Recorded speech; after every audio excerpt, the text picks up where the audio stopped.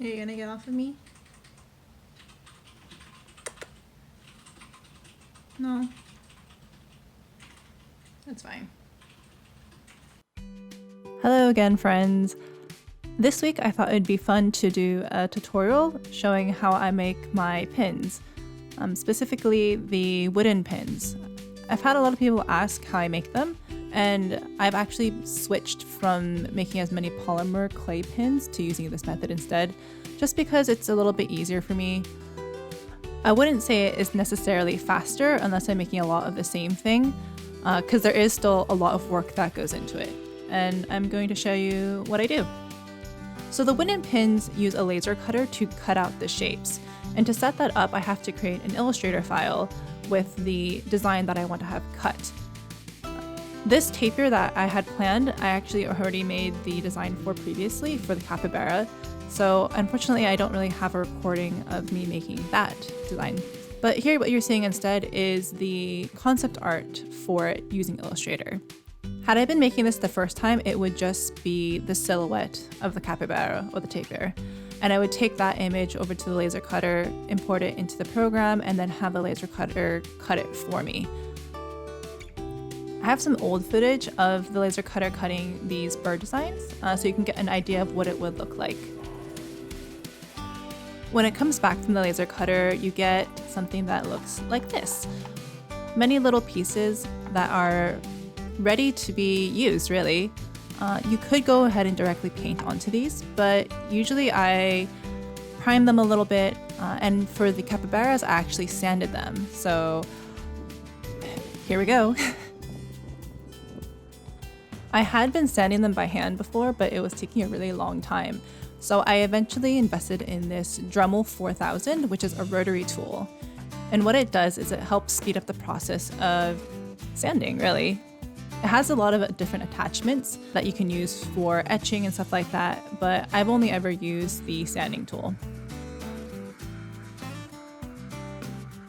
The smaller handle that you see me using here for the Dremel is an attachment for the Dremel. I don't think that the normal one has this, so just know that you would have to get this additional attachment, which makes it a bit easier to hold.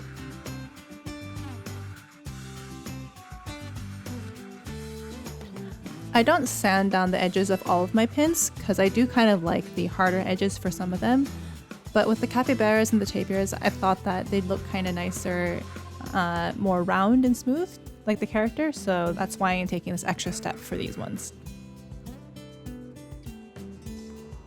Once the edges have been sanded down, it'll look something like this. So you'll see that the edges just aren't as harsh as the ones that come straight from the laser cutter.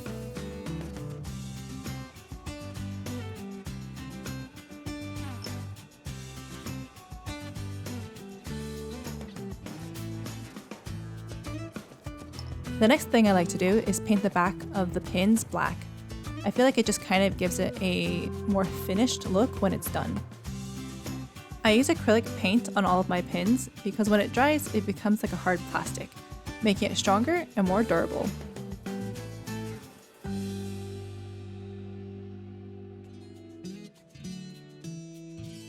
Once I finish painting all of them, I let them completely dry. So usually I take a break and do something else while I wait.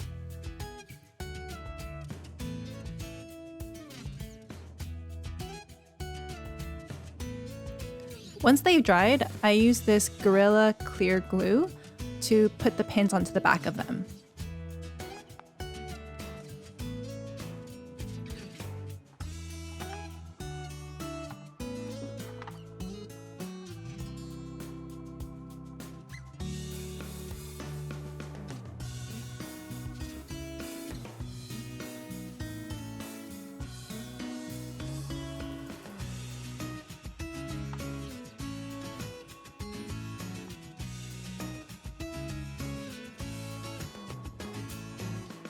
After I put the pins on, it's another round of waiting, about 1 to 2 hours. So again, I'll usually go do something else, like play with my cat. Bobotini. Boboini. Yeah? That's fine. So after going to get it cut, sanding it down, painting the backs black, and putting the pin in, I can finally get to painting. So my go-to acrylic paint is usually golden acrylics, but you can really use any kind. If you're looking for good coverage, just be sure that you buy an acrylic paint that is opaque and not transparent. So to hold the pins while I'm painting them, I use these little alligator clips attached to a skewer. That way the alligator clip can hold the pin in the back, and I don't have to hold the actual pin with my hands. So one thing that is frustrating with the wooden pins as opposed to polymer clay pins is that when I want something to be white, I have to do several layers of it.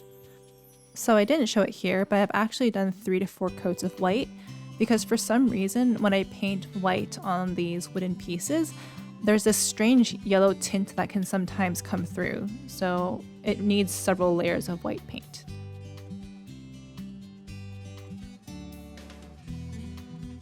So for these tapirs, I actually ended up doing 5 different colors just because I thought it'd be a little bit more fun and unique.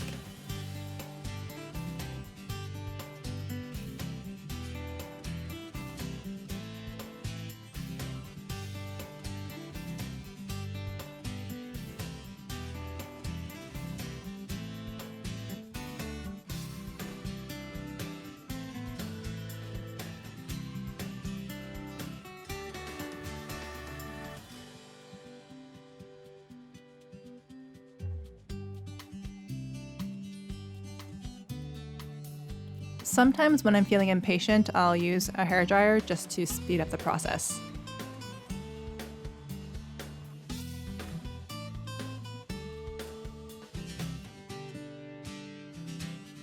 So once they're all painted, it's another round of waiting. So instead of bothering the cat this time, I asked my partner to help me repot some of my rubber tree plants that have been overgrowing their current pots. Once we finished that, it was time to go back and paint their faces. I like to put them onto this little cork board with the pins just because it helps keep them in place a bit better. I usually use a paintbrush to put the details of their face on, but I sometimes use a Posca pen as well because sometimes it can be easier to control the Posca pen instead of a brush. So once they've dried again, it's time to do my least favorite part, which is resin. I use UV resin for both the back and the front of the pins to make them more shiny and just more strong and durable. If I'm not putting resin on a lot of different pieces, I'll usually just use a toothpick to spread the resin around because I hate cleaning resin off of paintbrushes.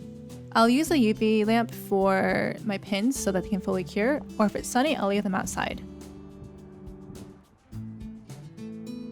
Once they're fully cured, they get this really nice shine like this. And that's about it. Hope that this gives you an idea of how my wooden pins are made. Have you ever made pins like this? Do you have any questions? What should I make next? Let me know. I hope you liked this, and thanks for watching.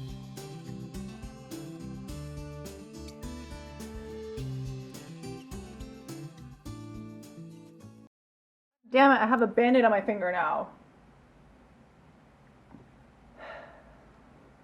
So frustrating.